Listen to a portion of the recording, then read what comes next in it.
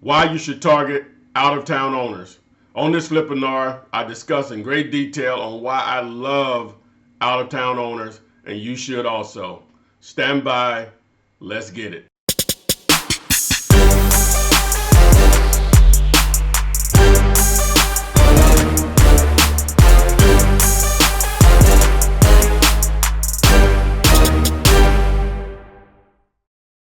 Why you should target out-of-town owners. If you're comparing local property owners to out-of-town property owners, my personal preference is out-of-town owners for a number of reasons. Whenever you're doing a absentee list, is normally going to give you that option to include or exclude out-of-town owners, and sometimes it'll say out of area or out of county of the county or counties that you're targeting. So normally what I'll do, I'll just create the list based on the zip code that I want to target, and I will include it all. And then whenever I get the Excel spreadsheet, I'll just edit the sheet where all of the areas outside of, well, basically what will happen is that you'll have the owner's name, their actual mailing address, then the property address. Now, when you get the actual, and especially with either Melissa data or list source, it's going to have a lot more information. I normally delete all that information. I just basically want the person's name. If there's a second owner, their name, there's a in care of name, I'll have that column. Then the actual mailing address, the physical address, the city, state, and zip. Then you have the property address, the actual subject property that you're targeting, the city, state, and zip, and that's it. You know, normally that's how I'll screw up my list. So what I'll do is I'll go in, which I'm getting ahead of myself, but I won't just explain this. I'll go ahead and just do a filter or sort based on the in the state column. Since I'm in Alabama, that's the state that I'm targeting. Then obviously A, if you go from A to Z, but from Z to A, then you flip it. So normally I'll flip it and go from Z to A. So all my Alabama stuff will be at the bottom, and then I could just target state by state. But we'll get into all of that in a moment on why that's important to me and the way I do it. But again, I welcome everyone that made it here. Trying to get this together. The opening is a little difficult because the way YouTube Live is set up and the service that I use to put this on. Once I go live, it's live, and it's if it is just me. So I may get someone to help me with it because I basically need just a whole nother setup. So when I go live, there's no downtime. So that's what I'm going to work on or whatever. Any people technical like that, which I'm assuming you guys can hear me. I'm looking in the chat room here on my iPad, so I guess you all can hear me. So anyone's technical like that can figure that out. Hey, don't hesitate to shoot me a text or something, but I don't see a way of me doing it in this current segment, or at least services that I'm using to do that. So just bear with me. I'm trying to, put it together. We can start exactly at 6. I got a lot of faults, but one of the things that I like to pride myself, I like to be on time. So forgive me for that. So we'll go ahead and get the disclaimer out of the way. Most of you all know if you don't do anything, you're not going to make any money. So you can make 10 grand a month or more. But most people know if you don't do anything, you're not going to make any money. So I want to get that earnings disclaimer out of the way. You know I have the 200 plus videos. Some of you may know it, you may not. You'll see this video in the future. If you stumble across me in some sort of way, you may already know this. But my channel, as of today, has over 200 videos that pretty much tell you everything you need to know about wholesaling houses. Don't forget to subscribe to your channel, to this channel, and turn on the notifications so you are alerted whenever I upload new videos and go live on YouTube, whether it's a Flippinar, just going live, just to go live for providing new information.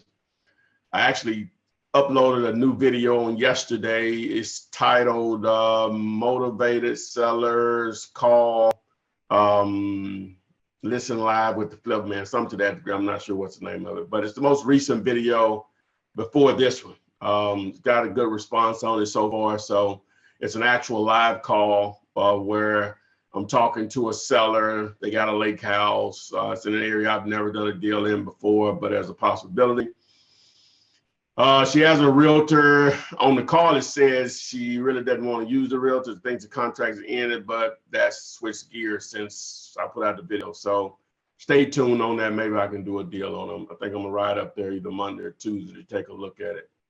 So, but anyway, the 200 plus videos, take advantage of them. You know, you can call or text me about my courses and coaching. If you have questions about that, don't hesitate. You know, I answer the phone, I return the texts. There's no one but me that handles that. Follow me on Instagram, follow me on Twitter. You see the handles here, flipman.net, spelled all out, the Flipman on Twitter. Again, subscribe to the YouTube channel and turn on the notifications. If you want a copy of the contract that I've used for the last 14 years and continue to use, simply go to, on your smartphone, text the word contract to 313131. That's 313131. Text the word contract to 313131, just those 6 digits. No area code is needed. Just text there. Don't text me, text there to get a free copy of my contract. People ask for it. I'll deliver. If you want me to come to your city to train you personally, I do offer that. So just call or text me about the ticket, about the fee. If you're interested in commercial real estate, flipthisbuilding.com, low competition. You can do it sitting at your laptop in your underwear. A sea of opportunity because you can target the entire country. No cash or credit needed. Big fat paydays. It takes a lot of patience. But it's worth it. Takes a lot of patience. I'd just like to read under flipthisbuilding.com. My goal here tonight, whether you are an experienced real estate investor or this is the first time that you've been introduced to real estate, is to introduce you to wholesaling. And wholesaling houses mainly, but we'll just say wholesaling real estate totally, but most of my videos on wholesaling houses and what it takes. So let's define that. Wholesaling houses is a form of flipping houses, except the time frame is much shorter and no repairs are made to the house before the property is purchased. A wholesaler enters a purchase and sales agreement with a seller and then assigns the contract to a cash buyer for a hefty assignment fee.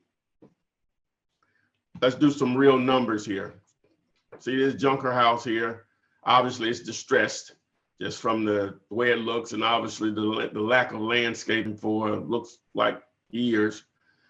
But assuming this house was fixed up, that's you have to backdoor your deal. So you have to assume if the house was in excellent condition, what would it appraise for? So in this example, we're going to say the house appraises for $100,000 in excellent condition. For whatever reason, you can get this property on a contract with the seller because they're motivated. That's the only reason they're going to sell it to you at $30,000. Well, people say, well, why would someone do that? Well, here are some reasons why. They could have just lost their job and they need money to pay bills and they need it fast. Tired of the house needs too many repairs. They are tired of being a landlord. It was their husband's property. His landlord been in a rental business and he passed away. That's actually what a lady called me today and said. And she doesn't want to deal with it. She just wants to get rid of the properties. Relocation, medical bills. There's another lady called me today on that also, a different lady. Said she's older, medical bills, and she needs money. Now, she's still asking a little bit more than what I want to pay. Hopefully I can get her down, but I'm just giving you reasons of motivation on why someone will sell something cheap, because some people don't believe it, you know, and you get into it and realize that's the case. All right, so you enter into a contract with the seller for $30,000. All right, you market to either whether you have a bad buyer's list or not, you market the property for $45,000. And someone asked, put a question on, well, you know what, I'll just do a Flippinars or an actual video. I won't even go into that. But $45,000. And so You start to receive calls, and one investor steps forward. He views the property. You did a great job of going out and videoing the property, placing it on YouTube. He took a look at the video on YouTube. He went out and actually viewed the property physically, and he says, hey, I can't do 45. Will you take 41? Not sure what you would do. I know what I will do. My question is, how fast can you close? If he says what you should expect from all cash buyers, as soon as we can get a clear title, then boom, 41,000 is the number. So you have contract A for $30,000 and you have contract B for $41,000. Guess what? You get the difference, which is $11,000 is your fee. So the seller gets their $30,000 and you get your $11,000, which is different between both contracts. So is this something you think you should be doing? Well, here are two examples, which I have actual videos of these two individuals on my YouTube channel. California student. Well, actually, he's not a student. I'm sorry. I shouldn't have put there. He's California YouTube subscriber. He's never paid me. He's just taking advantage of the 200 videos that some of you may have contacted me about my courses and coaching. Understand everyone doesn't have that amount of money. So the alternative, which I think is a very good alternative, is the free information. Obviously, I guess I bring some value with my experience, but at the end of the day, the information is all there on my channel, and this guy took advantage of it. He contemplated, it wasn't his situation that he didn't have the money. He just thought I provided enough information that he could do a deal. He was right. So he did direct mail. He did bandit signs. I think this lead came from direct mail. He gave the negotiated deal, gave the seller $10 earnest money deposit in California. And long story short, within 30 days, you can verify that through the video interview, he cashed in $21,500. Now, if you look at the return on investment, the ROI, that's over 200%. Ridiculous amount of return. Student, now this was an actual student in Baltimore. He got this lead through bandit signs, and he actually gave the seller $1 earnest money deposit, and the return on investment is over 3 million %. Ridiculous, I know, but the numbers are the numbers. Now, a lot of people want to get into it because they want to buy, fix, and flip and hold. You can make money doing both, but there's no question which one has the less risk and the highest rate of a return. Now, just an example here in the bottom left here, we'll just say a flipper purchased a property where there was to a wholesaler and he rehabbed it and he was all in at $50,000. We say within 90 days he sold it and for $80,000, so that's a $30,000 payday. The return on investment is 60%. That's a great payday, but it's not 3 million % and it's not 200,000%. Plus, you didn't have the risk. And that 90 days, if you're wholesaling, you've dwarfed what he's made anyway. It just means you can gravitate to that, but wholesaling, the money can be the same. There's no question about that. Obviously it's a volume play, but you trade off the volume play for the less risk. So, but again, you can make money with both. I just think people should at least start with wholesaling because it, number one, teaches you how to find great deals and negotiate great deals, and you won't ever lose that mindset, even if you move to just straight flip and buy, fix, and flip. So, you won't ever lose that. And plus, again, wholesaling will allow you to make mistakes and you not lose your shirt. Just normally a little embarrassment, that's free. You learn from the experience and you move on. All right, who am I? Again, if this is your first introduction to me, I'm going to go through this spiel, and if it's not, and you've heard it before, bear with me, we'll get to the nuts and bolts. But people run into these videos, the way everyone searches and their pattern of searching, YouTube will send a video your way. This may be the only video that they see of me, so I'm going to explain and go into that, so bear with me. All right. Just a country boy in Alabama, grew up in a small town, less than 1,000 people, moved to Birmingham for college, been here ever since. But I am an entrepreneur first, and real estate is the way that I made the most money. I had another opportunity I made some good money with, but real estate has been more consistent. All right. But I wasn't one of these that grew up as an entrepreneur, where as long as I can remember, I've always tried to make money. That was never an interest of mine. Like many of you, you're taught to grow up, either go to school and get a job, or grow up and get a job. So I really wasn't encouraged to go to college. It was more or less one of my older brothers went to college. He allowed my cousin and I to visit him a couple of times. I liked how the college lifestyle appeared. Wasn't going there to try to learn anything or to make myself better. I just thought that's something would be cool to do. All right, but again, being an entrepreneur, growing up, all I want to do is play basketball and chase little girls. That's my thing.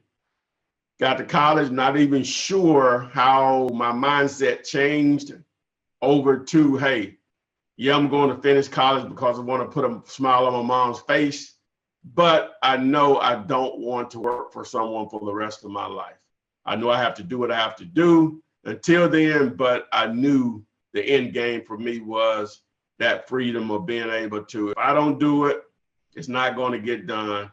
100% of my efforts, I get to return on. That's a scary world. It's not for everyone, I can assure you. But with that being said, the entrepreneurship, first thing that I did of any significance was starting a used car, I guess, quote unquote, dealership. Thought I had the brilliant idea, take my student loan money or some of it and make $1 million selling used cars. Okay, I got a dealer's license, not even sure how I researched and figured out how to do that, but I did. Started to go to dealer auctions, auto dealer auctions, and they have hundreds of cars out there. And if you're not mechanically inclined, you would get your hat handed to you and you will lose money. There's no question about that. And that was me. So I wasn't in that long. Fast forward 2 or 3 years later, went to Black Beach weekend back in 1995. And went with my brother, 2 of my cousins, and one of my brother's friends. And we got up in a Toyota Camry, drove to Daytona Beach from Mobile, Alabama. So anyway, one of my brother's friends drove up from Orlando, and he had started this mobile car wash business. So he was telling some of the things about it and how he's made 6 figures doing it, such. So bling, the bulb went off of my head. I couldn't wait till we got back to Birmingham. And when we did, I had a little cash from student loans. And I bought a I don't know what year it was. It was a baby blue passenger van where the seats were already removed. And about a 100-gallon water tank along with the pressure washer and a sign that when we were on location to say what we were doing. I was in business, boom. Started going to hair salons, barbershops, place of employment of people I knew. And my cousin, a childhood friend, we were in business, so they were helping me on a daily basis. And I still had a full-time job and I was working nights. So, I was out there just getting it. So anyway, spring and summer were great. Fall was okay, but at the end of fall for us here, it does get a little cold for what we consider cold. So waking up and it's 40 degrees, 45 degrees, 50 of those numbers, 60 is too cool for water to be splashing on me. So I knew I was out of the mobile car wash business because I couldn't stand the weather change and the cold water. So pedaling around with some multi-level marketing stuff. The last thing that I was involved in before I got into real estate was prepaid legal, which I think is Legal Shield now. So one of my friends and his now wife were going to school to become real estate agents. And the guy that normally taught the class, he was absent. And the guy that substituted for him, he didn't talk about being an agent. He talked about investing in real estate. And so my friend knew my entrepreneur mindset. He shared some of the things with me, and I was like, but I didn't move forward on anything. That was October of 2002. Fast forward to December 27th, a couple of days after Christmas. I was at my mom's house, up early for breakfast, and waiting on her to prepare breakfast. And I was watching TV, and one of Carlton Sheets' program was, about halfway through the infomercial, his no money down techniques. And, the infomercials didn't tell you anything but how much money I made, how much Carlton helped me make. So it really wouldn't tell you anything. And so, and that's part of the reason. I'll say this just really quick. So just some people like to get in my mindset. I'm not sure why, but that's part of the reason why when I started doing this stuff and putting on, this is a hobby for me as far as the YouTube channel and internet marketing on and the coaching on this. That's a hobby because I like the internet and how powerful it is, and how transactions happen by just being able to reach out to people with this powerful technology. But whenever I do something, I want to be different than anyone else that's doing it. Matter of fact, I'm not going to share what I did. If you're a student, I'll happily share with you. But I implemented something that I actually tried it a year ago as far as some marketing, and I just can't. I'm just kicking myself why I didn't continue to do that, because I knew it would work, but I didn't have the patience for it. But my point is that I'm rarely going to invent something or create something new, but I think I'm pretty good as far as to generate a little money and take care of my lifestyle. It's taking something that already exists and putting my spin on it. So when I started doing these videos and stuff, I said, I'm not going to be like a Carlton Sheets. I'm just going to use him because I know he's really not doing it anymore. I'm not even going to call in another guy now because I don't seem like I'm hating. But I don't want to just sit there and talk about how much money I've made. Yeah, that sounds good. And I know why they do that, because that gets a lot of people or whatever, that mindset, because we want stuff easy, make it seem easy. I try to just make it seem real here. So I want to take a different approach. I say, I don't know that much about internet marketing, but I know YouTube is a very powerful tool and people will find me eventually. So what I'll do is I don't have anything of value that I want to sell. I don't have a product, but I do have some valuable experience in this business that has changed my life financially. So what I'll do, I'll just start recording videos on different topics about this business. Number one, obviously, I'll get some tracks. I'll make a little money with it. But the main thing, and that's what you're seeing with the commercial properties that I promote, is it gives me an opportunity. Now I have a small following that if I put something out there, students and non-students, I say, hey, run with this. And you guys do run with it. Man, you guys are amazing. That's why I had to hold the address back on this last deal, because you guys just went so crazy with a previous couple of, it didn't help me. It hurt. So I thought I had to curtail that, but I'm still providing the opportunity. So I was thinking forward beyond where it survived, but that's 8 years of putting all this stuff together, which I probably could have started doing that early on, but hey, it is what it is. So my point is that whenever I do something, I try to do something, and I find out something I can make money with, I'm trying to do it a little different than what it's already been doing. I suggest people do the same. All this stuff that I tell you and what I say and what I do, obviously you can follow exactly what I do and you can succeed, but I encourage anyone to get a little creative. I don't know everything, because students have brought me stuff. And matter of fact, the thing that I'm talking about, I'm doing, a guy brought it back to me that he's not even a student, just having this discussion. He asked me what I thought about it. So I've actually tried that, but I didn't give it enough.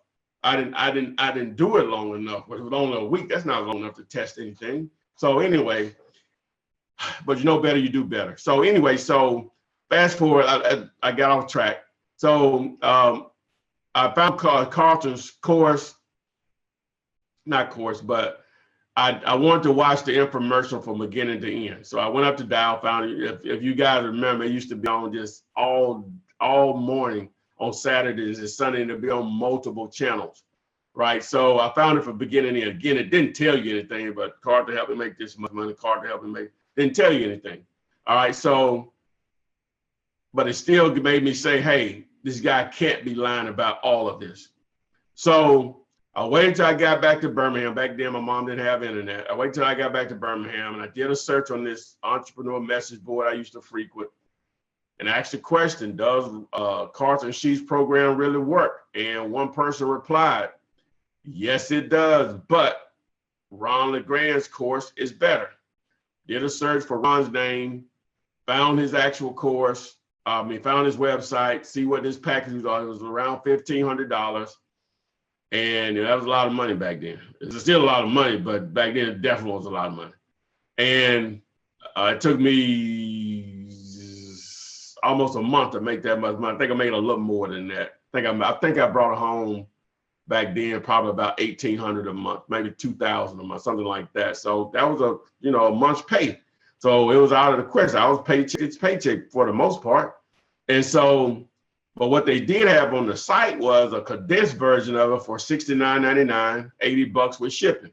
I ordered that, and all it was came in cassette tape form. That's how long it's been.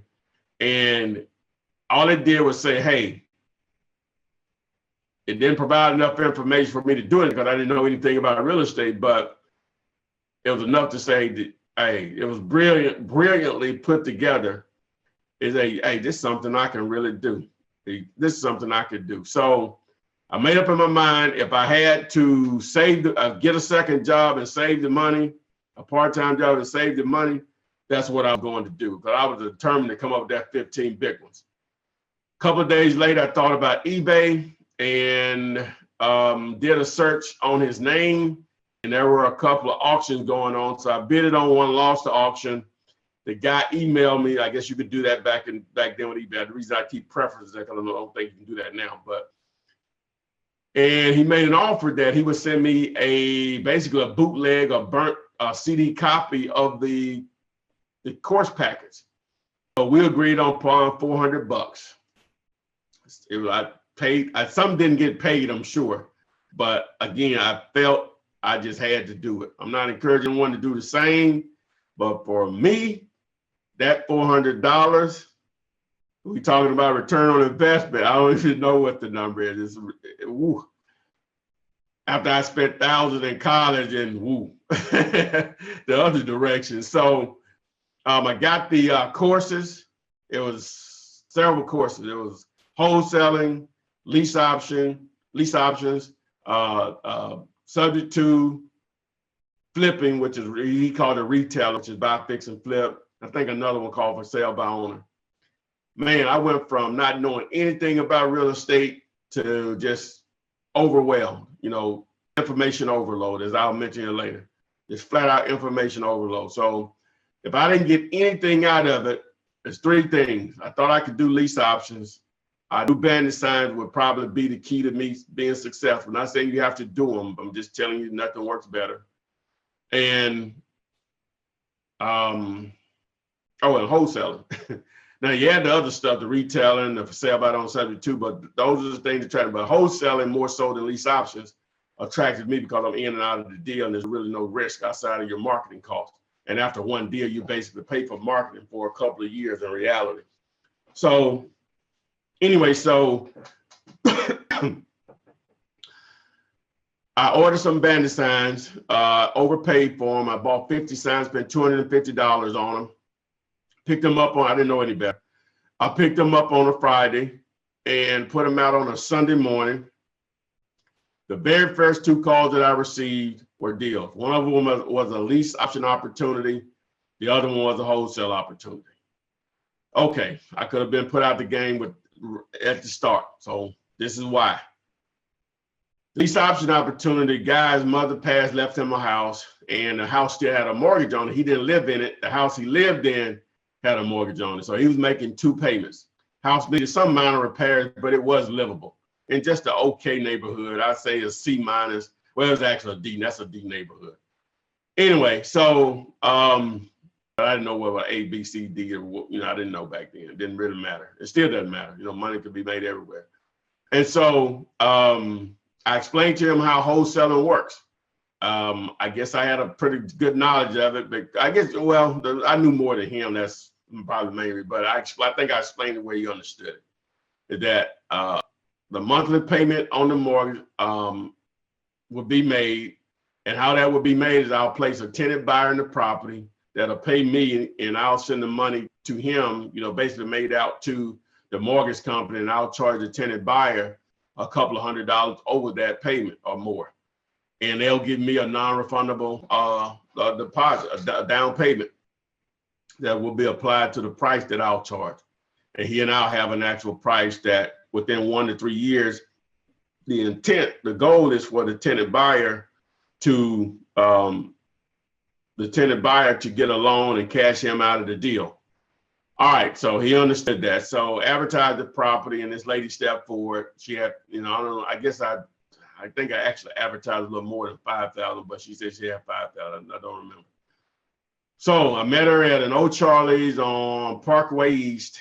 I think I was saying Center Point Parkway, but Parkway East is not there anymore. Mexican restaurant there for Birminghamians.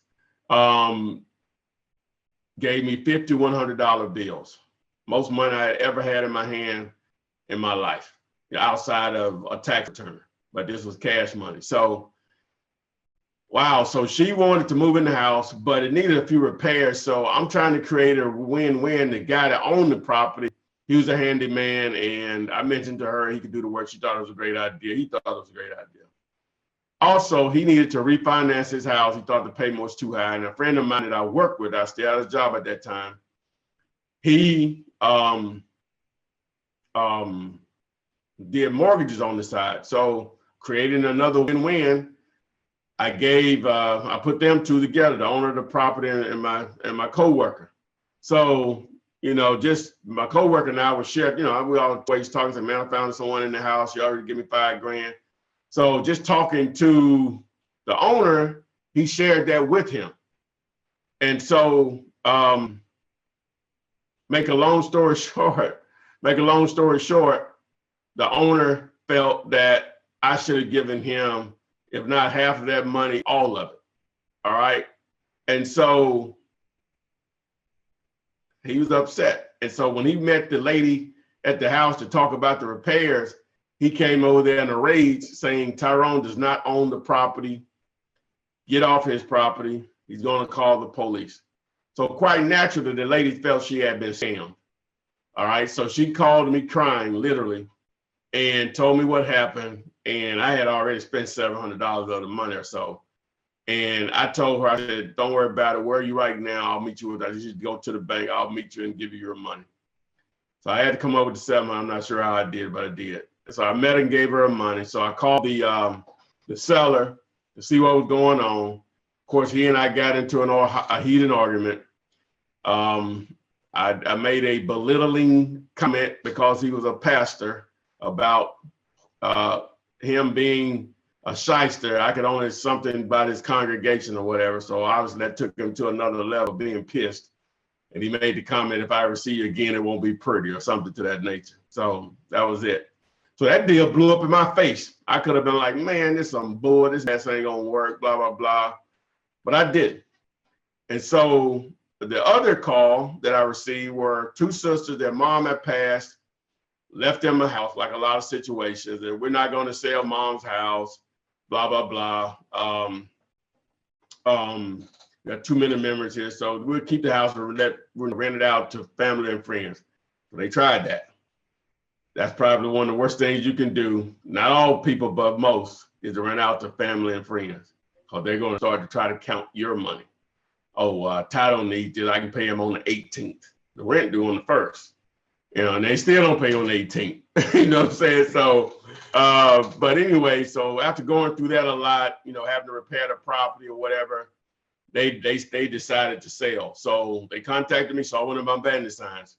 And so we negotiated $20,000. I'm not sure how I came over that amount, but I thought it was a decent amount to make a deal happen. So I met, man, I keep forgetting, you guys, somebody needs to remind me next Thursday to find a picture of my old car.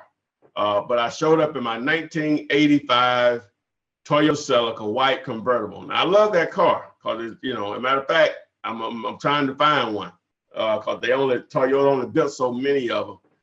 But anyway, but it wasn't in the greatest condition though, but I loved it. So the car was 18 years old, but I showed them, they thought I actually had the 20,000. The reason I'm bringing it up is because they didn't care. They actually thought I had the $20,000 with me when I showed up at their house to sign the contract. And I explained to them it doesn't work like that. I explained it's a 30-day process. And so they were cool with that.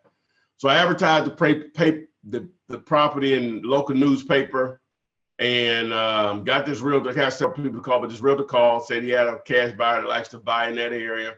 I explained to him I was a wholesaler, but he said, okay, that's fine. But if you got under contract 20,000, my buyer paid 25. I need half of that. So I didn't know any better back then, and plus, hey, was half of zero. So I met those guys in a parking lot, shopping center parking lot. They gave me $500 earnest money, told me who that attorney was.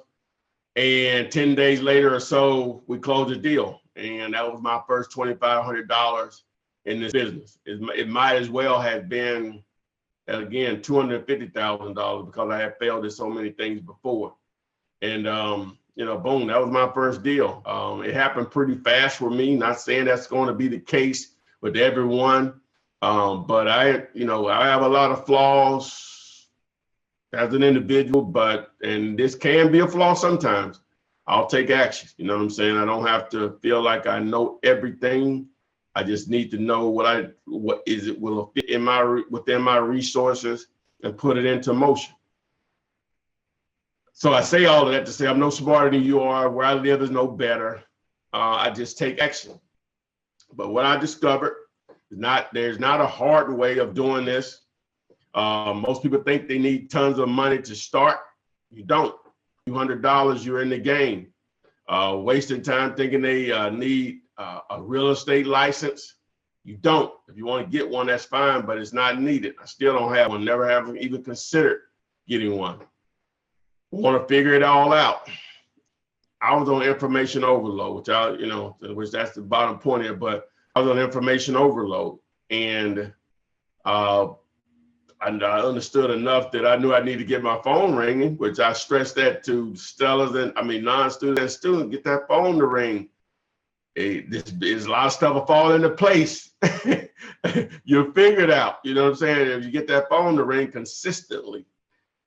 Obviously, I had a job, and a lot of you all have jobs. You don't, that's fine. But I didn't hate my job. I just wanted more. And I knew the job couldn't provide that. And the freedom, the time freedom, everything that comes with being an entrepreneur, it has its own pressures, but job has its pressures also. But that's not guaranteed, as I'm sure many of you all know. Went to college, took a lot of business classes, nothing that has helped me, nothing stuck. I just had one crazy, the professors that I remember, but I still didn't learn it. I just remember them because they were a little weird, and they were interesting people. But I won't give anything for going to college because of the people I met and helped me grow up. It exposed me to a lot, coming from, where I came from, as far as a small town.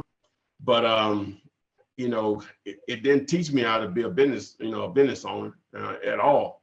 But there's nothing wrong with that. I'm not saying, I'm just telling you how it happened for me, and it didn't work for me, even though I finished. Seminars. I didn't start going to seminars until after I was making money. And I was just looking for a different edge to make more money, more so marketing, not really how to put deals together, and just really finally realize those guys don't know more than I do. And so here we are. We get to where we want to start at. So this is the beginning of this particular Flippinar as far as the topic. I'm glad you all have hung in there. So why you should target out of town owners. I guess it should have been, why should you target out of town owners? Don't kill me. Okay, as I mentioned before, I love when an owner calls me, and most of the people that are going to call in my market are going to be in the 205 area code. But I love to see an out of area code number that calls me about a property. Wow, if we can get the price, those normally go smooth as a baby's bottom.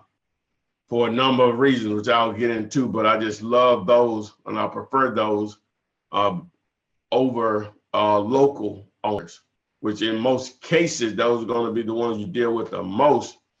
And if the people that want to virtual wholesale, I would strongly encourage you to target out-of-town owners first, because the issue, and if you can figure this out, whatever market you're going to wholesale in, if you're not there, if you're virtually doing it, that's keeping the buyer and the seller away from each other. If you can accomplish that, then hey, yeah, you can do it. Okay, so let's do this. Let's just go to the basics. The different types of owners. All right, owner occupied. I've wholesaled those, meaning that the person, the house that they want to sell, the actual owner lives there. Those are the worst ones, but I have done those. Trying to think. I think one of my bigger deals was matter of fact, it was my biggest deal as far as houses. The owner lived there, and that was recent. Within the last year and a half. Calling that recent as long as I've been doing it. But I don't like those, just because the buyers are going to want to see it. And my preference is a house being vacant, and I can just put a lockbox on there and send buyers by there at their own leisure. It's not always going to be your option or the case to be able to do that. All right. So, but you do what you have to do and make it work. If the owner has to be there each time that you go out and visit a property, a buyer wants to go out there, and that's the important, that makes a video even more important, because you don't want to waste time of buyers that have no interest because they don't know what it looks like. But if you do a good job of an exterior and interior video, then the possibility of them still wanting the property then is strong,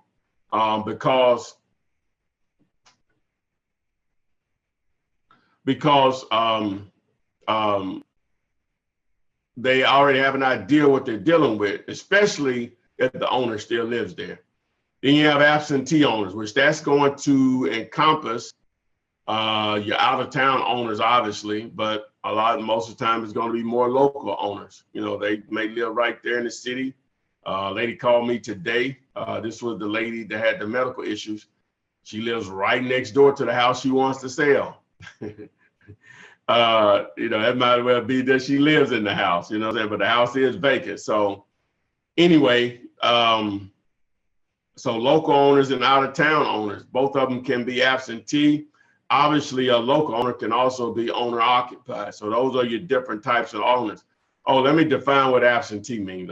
I'm just assuming people know what that means. You can only have one homestead in most cases. And that means the house that you claim is, hey, this is where I live. All additional real estate, residential for sure, is considered absentee. Even if you live next door, like the lady that I was talking about, the house next door would be considered absentee.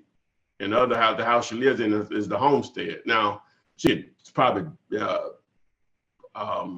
identify the one vacant being the homestead, but I'm just for the sake of what we're talking about.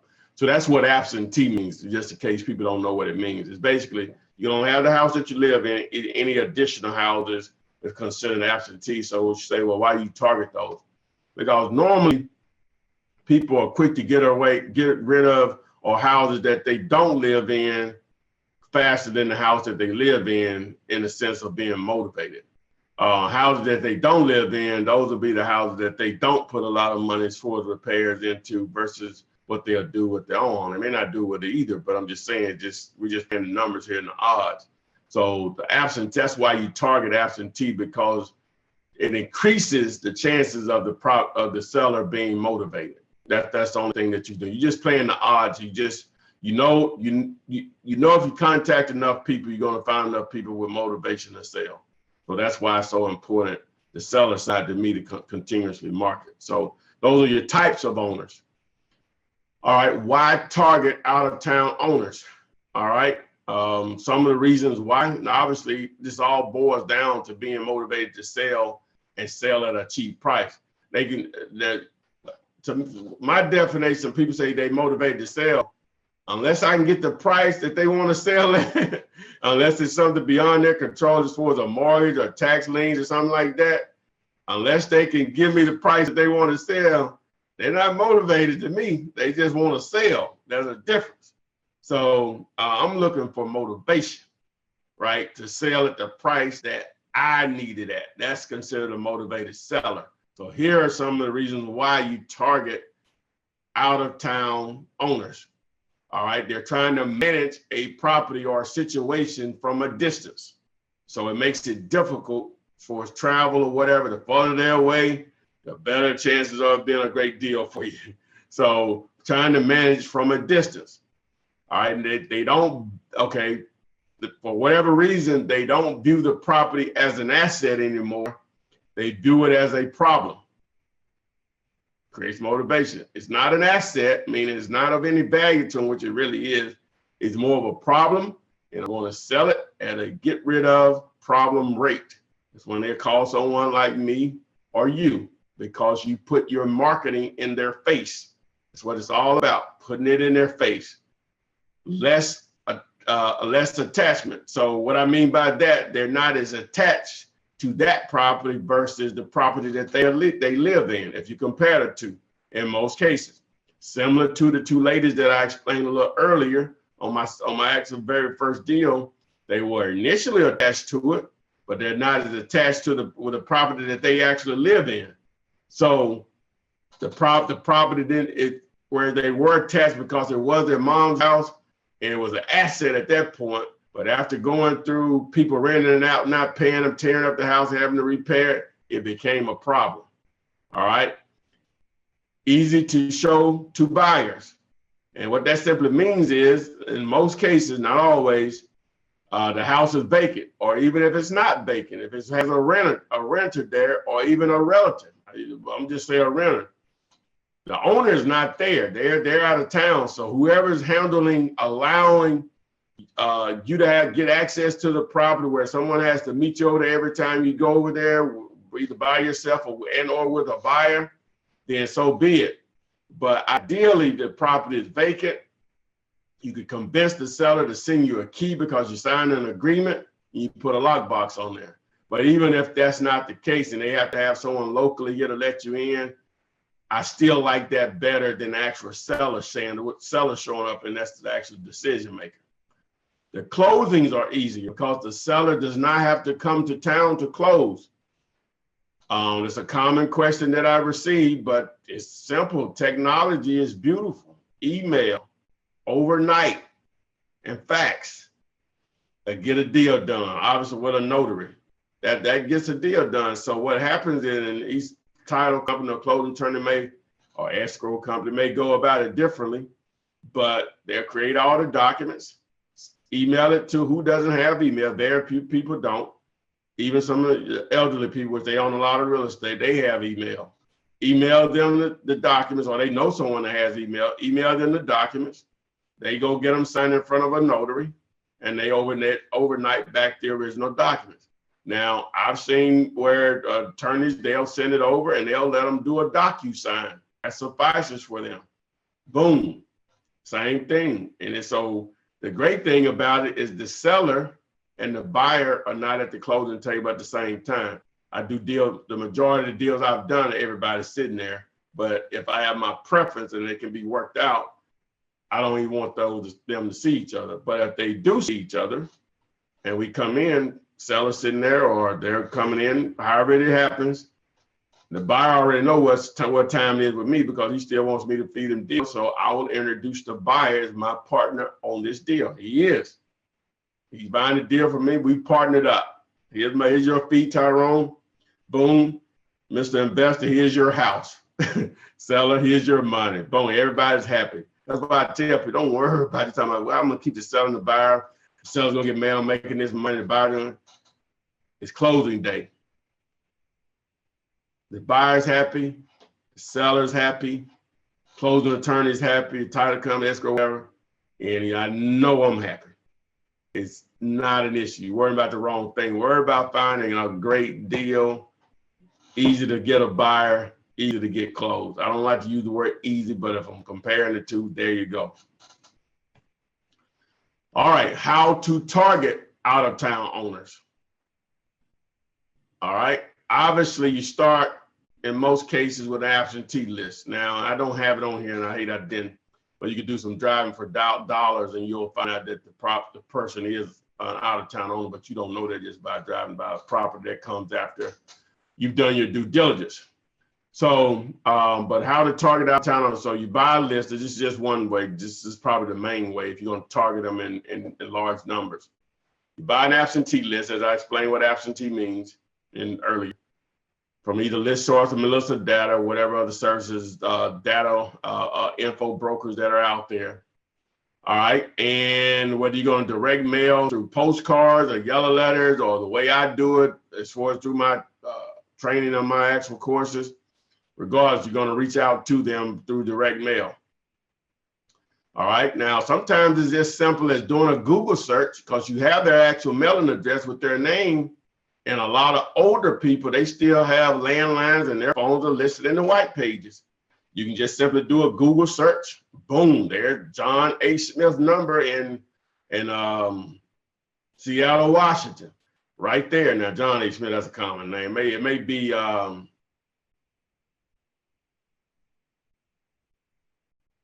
we'll just say his name is Tyrannique, Tyrannique Jumbo. You know, so that's a unique name. So obviously you can identify that. I'm just trying to be sarcastic here. But the point is that the phone number there, you can match up with the address or whatever. So you just pick up the phone and call them at that point and ask them if they're interested in selling the property. And you go from there. So, and then obviously bandit signs, they say, well, how can an out-of-town owner see a bandit sign? Because sometimes they come to town and they see your sign. I've done deals like that. Those have been some great deals. Because they may be in town because obviously they have a house. Obviously, if they have a house here, they have some roots here in most cases, not always, but in most cases. And sometimes they visit. The house is a problem. They see your sign because it's probably near the house or where they're moving around or wherever they're going at that time within that particular city or town. And they say, hey, man, we need to get rid of this house. I'm not going to pay taxes on this house, not one more year. And they call you, boom, there it is. You know, say, hey, I'm in town until Sunday. Could you, come out and look at this house? We want to sell it, you know, so boom, you go through your spiel or whatever. But anyway, so that's why I say bandit signs.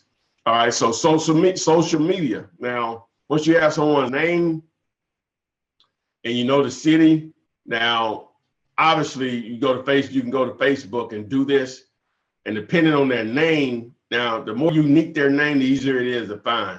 Other than that, like a John H. Smith, you're probably wasting your time because even as they say John H. Smith in Birmingham, how many John H. Smith in Birmingham are on Facebook? Tons of them. You know, it's just probably be difficult. But if it's in a small town, something you can identify where you can narrow it down or by their name because it's unique or whatever, that's an option also to do a search. And you just send them out a message, a DM directly or whatever. So, you see a post of theirs, you post on there if they have that page open and they let them know you're interested in buying a house in Birmingham. So boom, so that's an option. So don't sleep on that at all.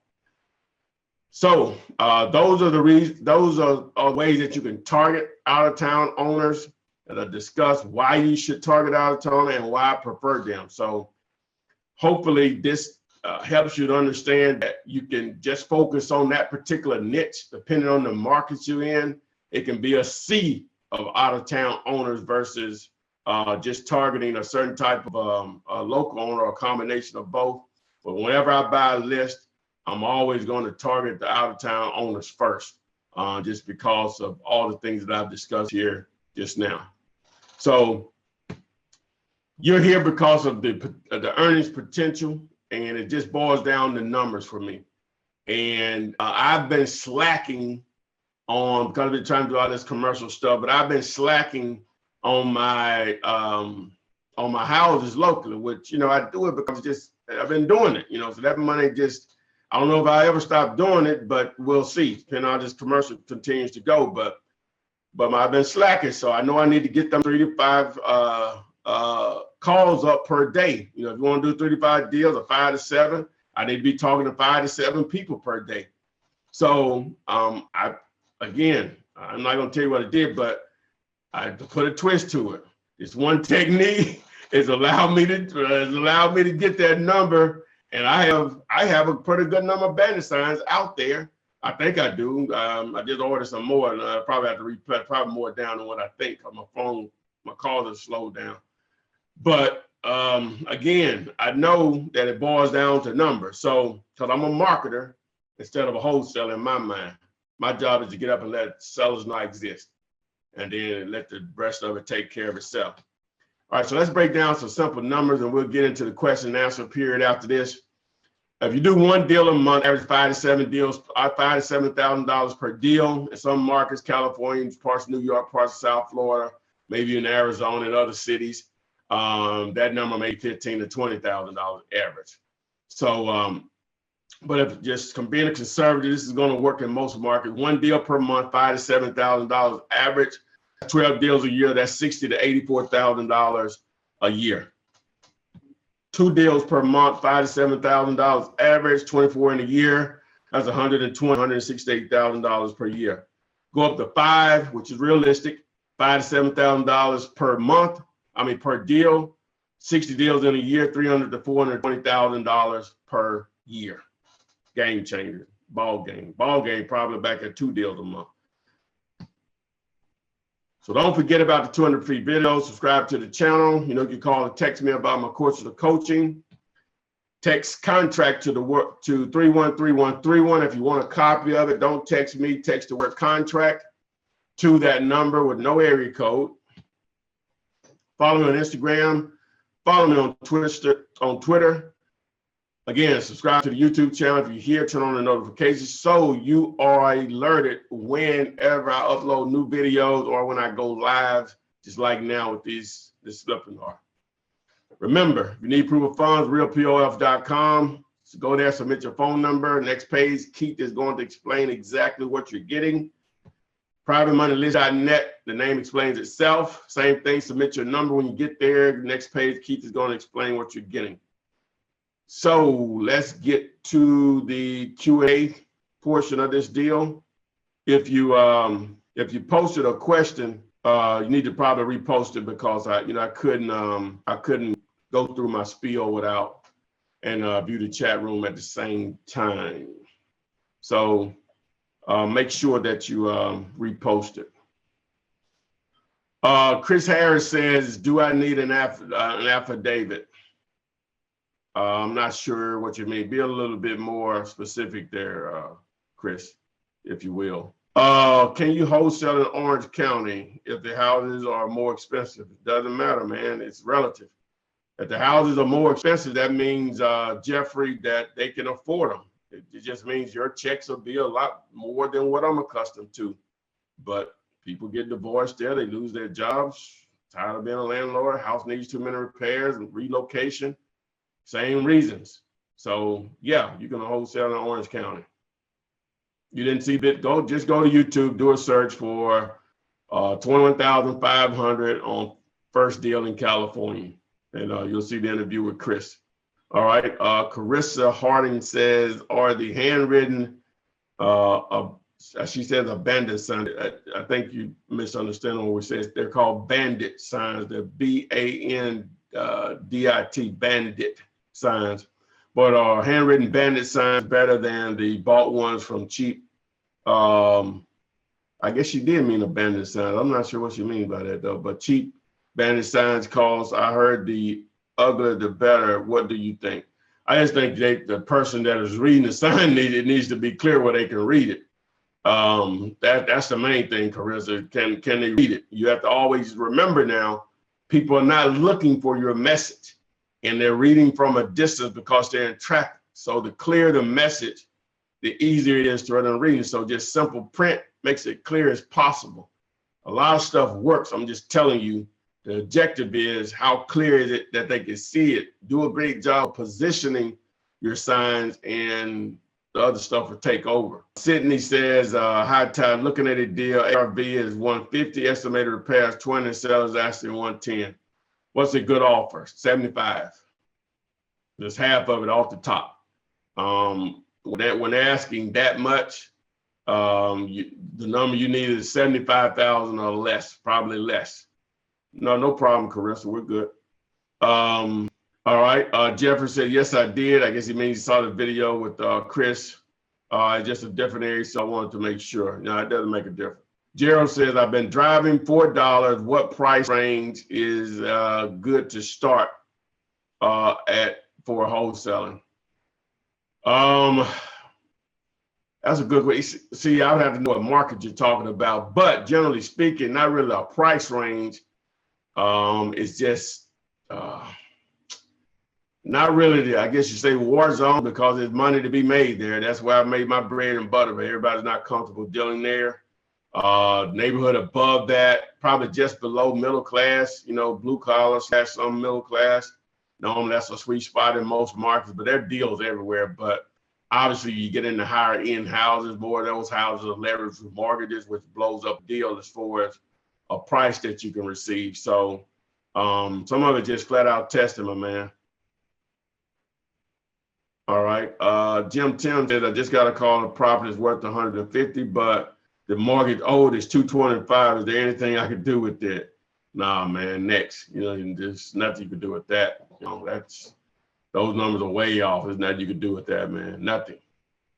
I guess it always could be a 72, but it's just so lopsided. I don't see what a benefit outside of just getting a house, but that mortgage still has to be dealt with at some point. So I would say pass and pass in a hurry, nothing to even give a second thought about. Shamish Michelle says, this is a general question. Do you recommend door knocking on pre-foreclosures? I would say, Shamish, anything is better than nothing. Action is everything to me. Your gator, if you're willing to go door knock, that's something that I'm an infant on. I'm not capable, or I don't feel like I'm capable of doing. So if you got that type of gait about you, you're going to be okay in this business. Now, if you don't have money to market yourself, or now you can do a lot of stuff you can do online that's free or whatever. But if you just re-engineer some of the rental listings and try to turn those into sales, in my opinion. But if you're willing to door knock, make it happen, baby girl, because some action is better than nothing. All right. Pretty petty. I guess that's what that's. I don't know if I'm pronouncing that right. But what if a real estate agent is selling a house but has been sitting there for months? Can I still contact the owner, or do I need to contact the agent? Oh, you need to contact. If it's still listed, you need to contact the agent. Just do.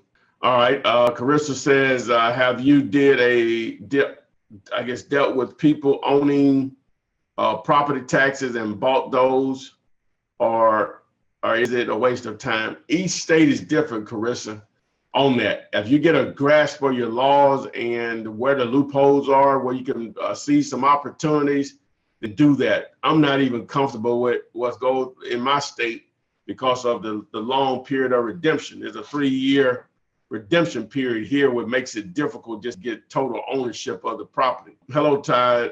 Looking at a deal, 115,000. ARV is 115,000 to 120. Repairs, this is Paris Atkins. Repairs is 15,000. Sellers asking 80. What should the offer be? Well, with the repairs being 15, that brings it up to 95 off the top, and you say 115 to 120. Just off the top here, if you could get that property around 50, you would be doing great. 60 is going to be the max, but I'm going to say more so around 50. You have an opportunity there, or you should have an opportunity there. But each market is different. You have to get a little less than that, or you could actually pay a little more. Some of it just won't know until you do it, but I'm going to be pretty comfortable with 50.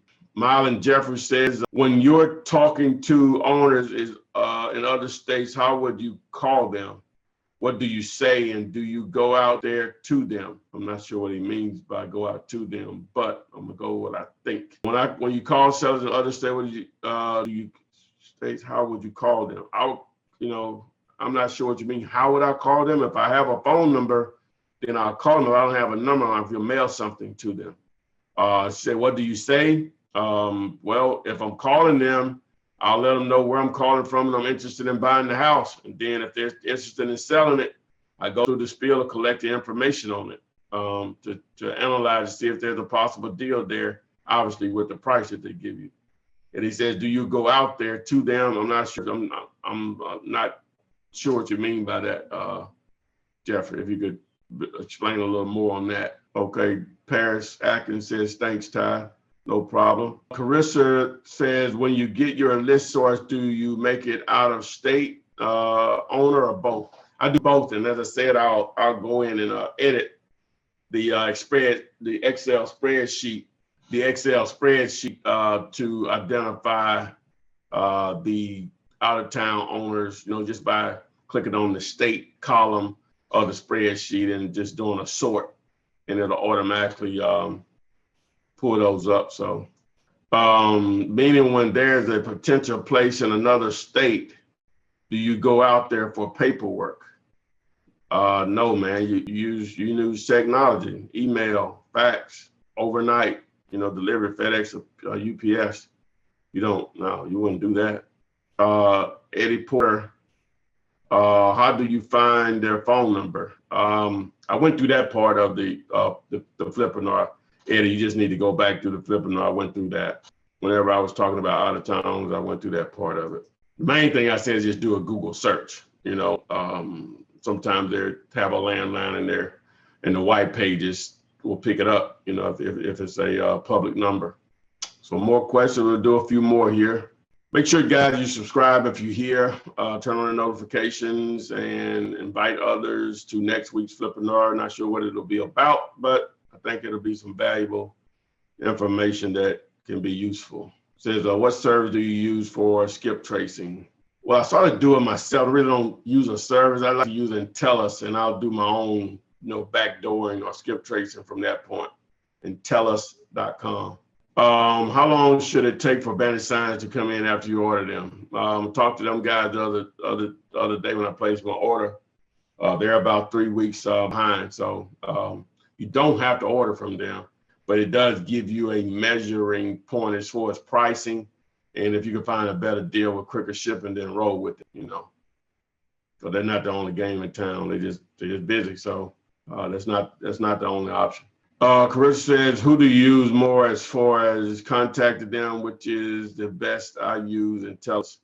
Well, a lot of times you go through the relatives, because the relatives' information may be public, and you just reach out to the relatives to see if they would be interested in you let them know what you're interested in doing, and you give them some incentive to provide, not provide the person's contact number, but you leave your number and have them to call you about selling the property. And if you do a deal on it, you tell them you'll give them $500 as a referral or something. You just give them some type of an incentive to get the message to them.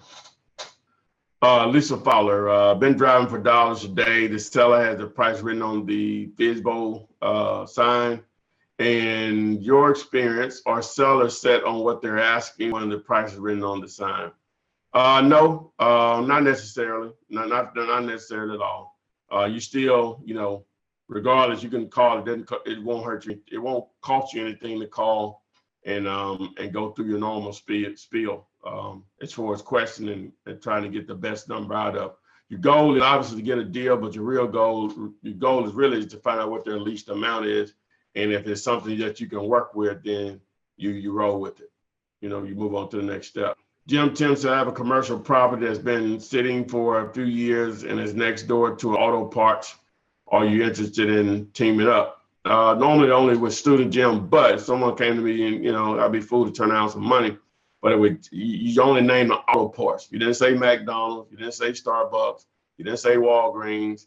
It needs to be 4 or 5 minimum of those type of national tenants around the property. That's normally it's just sitting out like a sore thumb. Now, if that's the case, then that's something that you may, take the free information that I provided and roll with it. But, it needs to be surrounded by national tenants. Taryn, what's up? And tell me what the name of the city. I know, Taryn.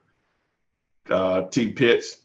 When can you quit your full-time job? Whenever your income replaces the job. And normally you want to probably do just more than replace. It needs to probably, you know, in my case, it duplicated, you know, it doubled it up. But that's the goal, T Pitts. Chris says, affidavit or memorandum of contract with seller, sell ones. I have the contract with, I'm not sure what you have, but I'm assuming, Chris, what you're saying about an affidavit.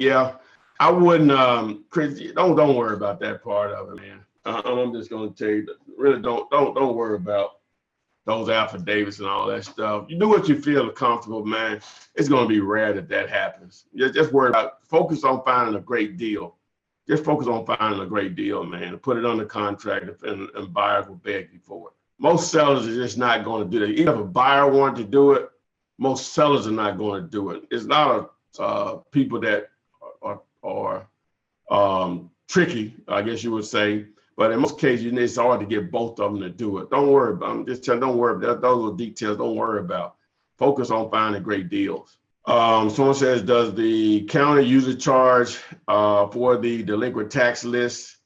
It'll depend on what county, but for most, that's a form of revenue for them. So yes, this is the same list as this assessor list. I'm not sure, each state is different on that. The creative lives, I think that's the creatives Hooper. But yeah, so I think that may be the same information. Yeah, Fayetteville, Tennessee. What's up, Terry? Is it possible to wholesale a home that just got into foreclosure status? Do you mean pre-foreclosure, meaning they're just behind in payments, or the bank is actually taking it back? Pamela Don says, Ty had a motivated seller call, it's a mobile home.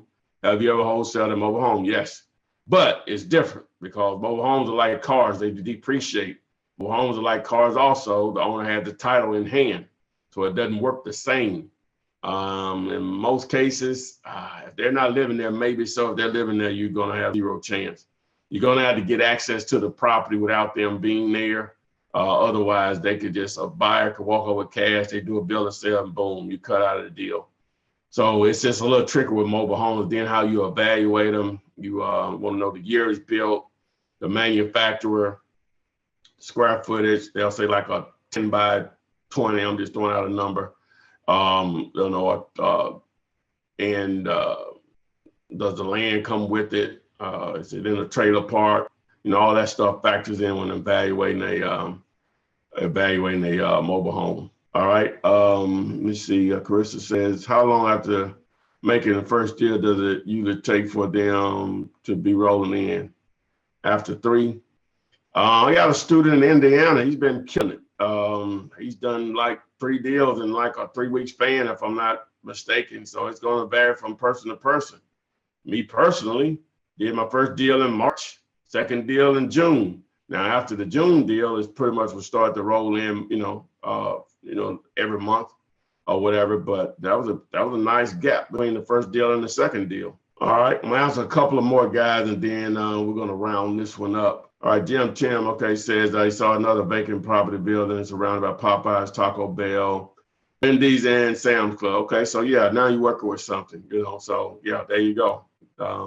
That's see the difference. That's normally identified there as a possibility there.